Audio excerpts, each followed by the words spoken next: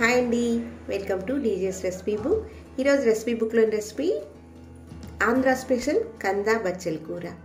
ఈ కార్తీక మాసం స్పెషల్ కూర అని కూడా చెప్పొచ్చండి దీన్ని, ఎందుకంటే ఈ కార్తీక మాసంలో ఎక్కువగా చేసుకుంటారు. ఈ కూర ఎలా చేయాలో ఇప్పుడు తెలుసుకుందాం. అలాగే ఈ వీడియో కనుక మీకు నచ్చినట్టయితే లైక్ చేయండి, షేర్ చేయండి, సబ్స్క్రైబ్ చేసుకోండి.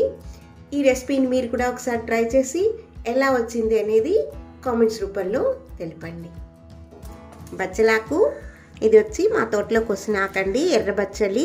మీకు కట్టలుగా కావాలంటే దాదాపుగా ఒక 3 నుంచి 4 కట్టల వరకు పడతాయి. ఒక 1/2 కిలో కందగడ్డ. దీన్ని పైన తోలు తీసేసి సన్నని ముక్కలు చేసి ఉప్పు పసుపు వేసిన నీళ్ళల్లో ఉంచి పెట్టుకోవాలి, లేదంటే కందరెక్కుతుంది. 1 స్పూన్ ఆవాలు, 2 ఎండుమిరపకాయలు, వీటిని మిక్సీలో వేసి మెత్తగా పొడి చేసుకొని 1/2 స్పూన్ పసుపు, కొద్దిగా నూనె వేసి దీన్ని పక్కన పెట్టుకోవాలి. కుక్కర్ని స్టవ్ మీద పెట్టి అందులో ఒక 1/2 లోటా నీళ్ళని వేసుకొని దానిలో మనం తీసుకున్న దీనిలో మనం తరిక్కున్నటువంటి కందగడ్డ ముక్కల్ని వేసుకొని మనం తరిగి పెట్టుకున్నటువంటి బచ్చలాకును కూడా ఇందులో వేసేయాలి.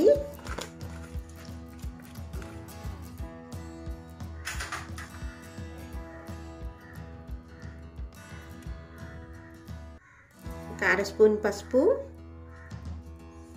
సరిపడినంత ఉప్పు వేసుకొని కుక్కర్కి మూత పెట్టి ఒక 3 విజిల్స్ రానివ్వాలి.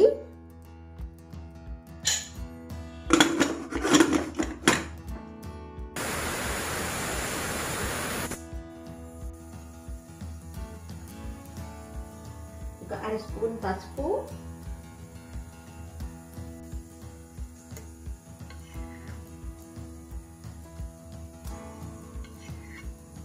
ఒక 2 స్పూన్ల నూనె, కొద్దిగా ఉప్పు వేసి దీన్ని ఒకసారి మిక్స్ చేసి దీన్ని పక్కన పెట్టేద్దాం. ఒక చిన్న నిమ్మకాయ సైజు అంత చింతపండుని తీసుకొని నానబెట్టి దీంట్లో రసం కూడా తీసి పక్కన పెట్టుకోవాలి.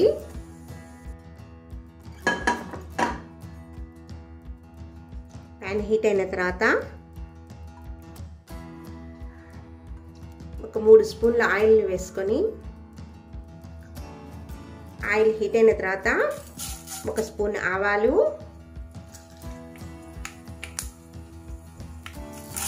1 స్పూన్ మినపప్పు, ఒక 2 స్పూన్ల శనగపప్పు వేసుకొని పోపు బాగా వేగనివ్వాలి.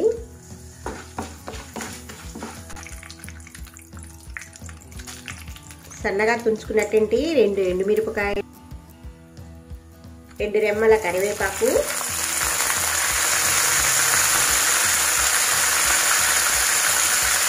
రెండు పచ్చిమిరపకాయలు,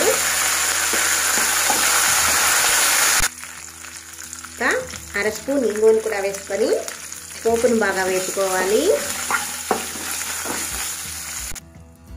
ఇప్పుడు ఇందులో మనం ముందుగా రెడీ చేసుకున్నటువంటి చింతపండు రసం కూడా వేసుకోవాలి.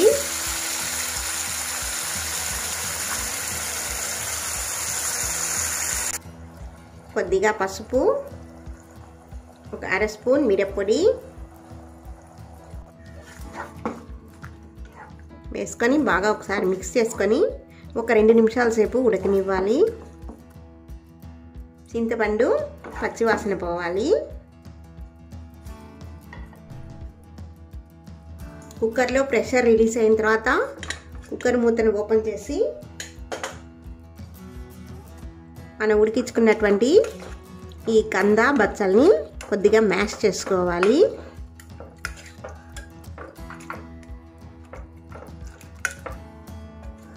సరే కదా, ఈ మాదిరి మ్యాష్ చేసుకొని దీన్ని కూడా పక్కన పెట్టేసుకుందాం.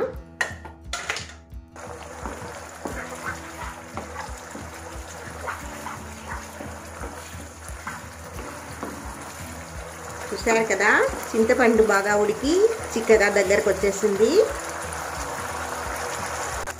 ఇప్పుడు ఇందులో మనం మ్యాష్ చేసుకున్నటువంటి కంద బచ్చలి ఆకులను వేసి ఒకసారి మిక్స్ చేసుకొని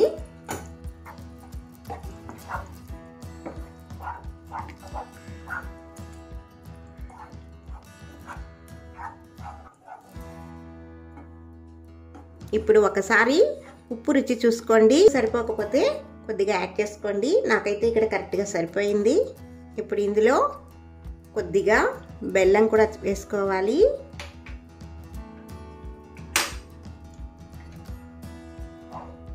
ఒకసారి మిక్స్ చేసుకొని మరొక 2 నిమిషాల సేపు ఉడికించుకోవాలి.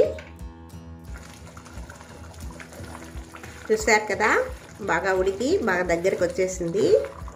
ఇప్పుడు స్టవ్ ఆఫ్ చేసేసుకొని ఇది బాగా చల్లారిన తర్వాత మనం రెడీ చేసుకున్నటువంటి ఈ ఆవ మిశ్రమాన్ని బాగా చల్లారిన తర్వాత వేసుకోవాలి. ఇంతే అండి, ఇది కందా బచ్చలి కూర రెడీ అయింది.